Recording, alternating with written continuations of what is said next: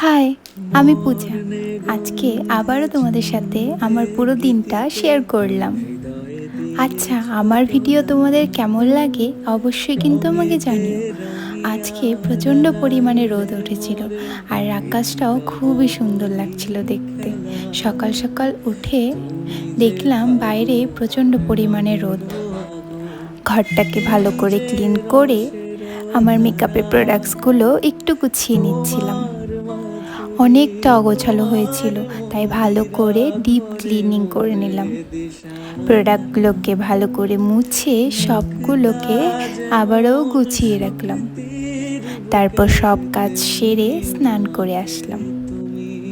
স্নান সেরে প্রতিদিনের মতন স্কিন কেয়ারটাও করে নিলাম। আজ অনেকটাই সকাল সকাল স্নান সেরে নিলাম, কারণ আজ ছিল একাদশী, আর আমি যেহেতু একাদশী করি তাই স্নান করেই কিছু খাবো। আমি স্কিন কেয়ার করছিলাম, তখনই দেখি ঠাম্মা আসলো। আর ঠাম্মা বলছে, তুই ভিডিও করতে করতে কি করিস? পরে বললাম, এই দেখো, তোমাকেও দেখা যাচ্ছে।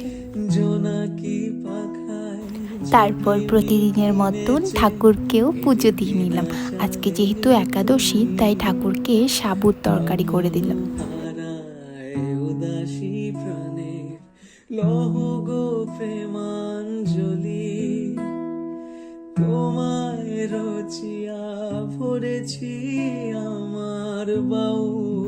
পুজোটা সেরেই প্রসাদ নিয়ে চলে আসলাম।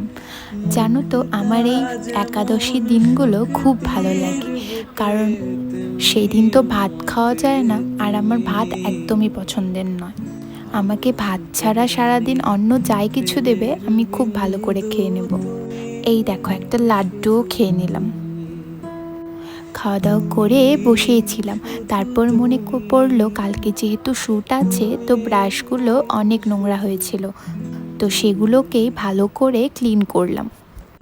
যেন এই ব্রাশগুলো ক্লিন করতে অনেকটা টাইম লাগে, আর খুব ভালো করে ক্লিন হয়ে গেল। দেখো, ডিপ ক্লিনিং করলাম আজকে।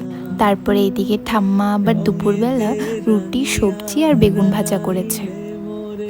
অনেকে হয়তো একাদশীর দিন রুটি খায় না, কিন্তু আমরা খাই। আর এই দেখো, বিকেল হতে না হতেই রোদ থেকে কিভাবে মেঘলা হয়ে গেল আকাশটা। তারপর বিকেলবেলা একা একাই রাস্তা দিয়ে একটু হাঁটাহাঁটি করে নিচ্ছিলাম।